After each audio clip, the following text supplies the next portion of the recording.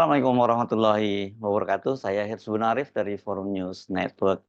Komisi Pemilihan Umum hari Jumat sore 15 Maret 2024 telah menyelesaikan rekapitulasi nasional untuk 29 provinsi. Pasangan 02 Prabowo Gibran dinyatakan menang di 27 provinsi termasuk provinsi-provinsi utama di Pulau Jawa. Ini disapu bersih oleh pasangan Prabowo Gibran.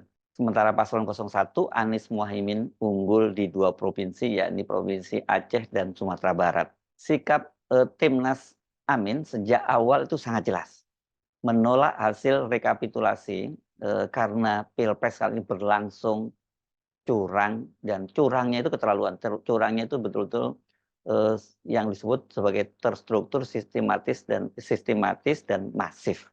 Bagaimana tidak TSM ya, kalau aktor utama kecurangan ini adalah Presiden Jokowi sendiri yang mengerahkan semua sumber daya pemerintahan, mulai dari APBN dengan melalui Bansos, BLT, dan berbagai program-program charity lainnya.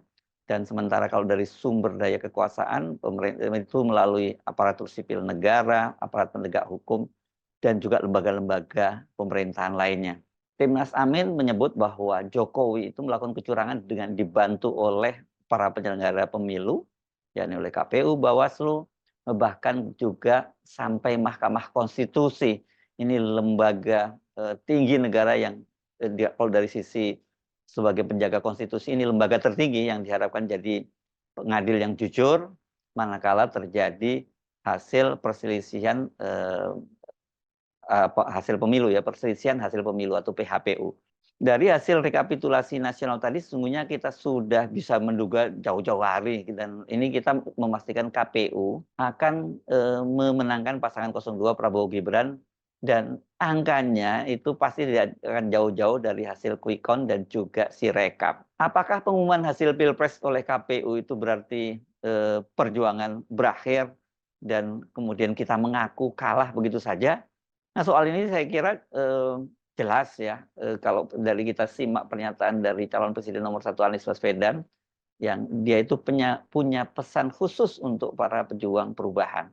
Pesan itu disampaikan oleh Anies pada forum festival Demos yang bertajuk Omon-Omon soal oposisi yang digelar di Jakarta hari Sabtu akhir pekan lalu. Anies tidak hadir langsung di lokasi, tapi dia menyampaikan pesan ini melalui pesan audio saja, ya, ini melalui telepon dari pengamat dan konsultan politik Saifullah Fatah. Assalamualaikum warahmatullahi wabarakatuh. Waalaikumsalam warahmatullahi wabarakatuh. Selamat siang teman-teman semua yang sedang berada di Demos Festival. Saya sedang berada di luar Jakarta, baru saja tersambungkan lewat Bung EF tentang kegiatan ini, dan saya ingin sampaikan kepada semua rasa terima kasih, apresiasi karena telah memilih untuk tetap berjuang dalam usaha kita menghadirkan demokrasi yang benar, bukan demokrasi yang dimanipulasi. Dan ini adalah sebuah fase perjuangan baru. Bila kemarin adalah kontestasi, adalah kompetisi, maka sekarang masuk fase perjuangan. Karena pada fase ini kita dihadapkan dengan tantangan yang tidak kecil. Kita menyadari rakyat Indonesia menginginkan adanya rasa keadilan, dan itu harus tercermin di dalam praktek demokrasi yang adil, praktek demokrasi yang jujur. Semua yang ada di sini menyaksikan dalam beberapa waktu kemarin betapa praktek demokrasi yang tidak fair itu terjadi secara masif. Nah, ini harus dikoreksi dan ini membutuhkan perjuangan bersama. Karena itu saya ingin sampaikan pada semua yang di sini rasa terima kasih, memilih untuk menjadi bagian yang menyelamatkan demokrasi, memilih untuk menjadi bagian yang berjuang untuk demokrasi yang lebih baik, memilih untuk memastikan bahwa Indonesia ke depan bukan Indonesia yang praktek politiknya, praktek politik yang mengedepankan kepentingan sekelompok kecil yang raksasa, tapi yang mengedepankan prinsip-prinsip dasar keadilan. Jadi saya terima kasih sekali sudah memilih bergerak, dan kami menyadari ini bukan perjuangan yang kecil, ini perjuangan besar. Tapi perjuangan besar itu bukan berarti berat. Berat apa ringan soal perasaan. Ini adalah perjuangan besar yang mudah-mudahan akan terasa ringan. Saya juga ingin sampaikan kepada semua beberapa pengalaman yang mungkin bisa menjadi perhatian. Kalau kita ingin melakukan terobosan dalam menghadapi tantangan sekarang, rasanya harus mencari cara baru yang berbeda dengan yang pernah dikerjakan dulu-dulu. Problem yang kita hadapi hari ini berbeda dengan yang kita hadapi 25 tahun yang lalu. Problem yang berbeda dengan yang dihadapi di era pra-Orde Baru. Karena itu, saya melihat tidak bisa dilawan dengan cara yang sama. Harus ada terobosan, harus ada cara baru. Yang ini memerlukan diskusi, memerlukan tukar pikiran, memerlukan perdebatan. Inspirasi tidak datang dari meditasi. Inspirasi datang dari interaksi.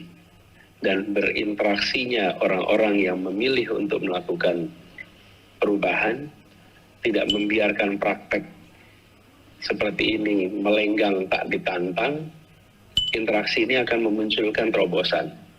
Karena itu kalau saya boleh menitipkan harapan saya adalah thinking the unthinkable. Memikirkan yang tak terfikirkan. Mencari cara baru, mencari jalan baru untuk mengubah kondisi sekarang. Untuk melakukan sebuah perlawanan atas permainan-permainan yang kita saksikan masif kemarin. Nah, ini tidak bisa dengan cara-cara lama. Tapi apa caranya, ini harus dipikirkan sama-sama. Mudah-mudahan di dalam festival ini bisa terjadi interaksi, tukar pikiran, tukar gagasan, tukar pengalaman yang menghasilkan cara baru. Ini sebuah harapan. Karena kita semua punya concern yang sama, tapi juga di sisi lain kita tahu bahwa menghadapi kondisi seperti ini tidak bisa konvensional. Jadi teman-teman semua, mudah-mudahan acara ini berjalan dengan baik. Pesan selamatkan demokrasi harus digaungkan. Pesan untuk gembira melawan harus dibangunkan. Dan mudah-mudahan makin banyak yang menyadari, makin banyak menjadi bagian dari gerakan, dan nantinya akan mencapai keberhasilan yang kita bisa syukuri sama-sama. Satu hal yang pasti, semua yang hadir, semua yang bekerja di sini akan dicatat dalam sejarah Republik ini, bukan menjadi bagian yang diam dan mendiamkan atas praktek-praktek yang tidak wajar selama ini. Kita semua yang hadir di sini boleh berbangga, kita bukan bagian yang diam dan tidak akan pernah mendiamkan. Ini catatan yang harus diingat oleh semuanya. Selamat, salam hangat, salam hormat, salam perjuangan. Terima kasih. Assalamualaikum warahmatullahi wabarakatuh. Saya kira kita sepakat ya dengan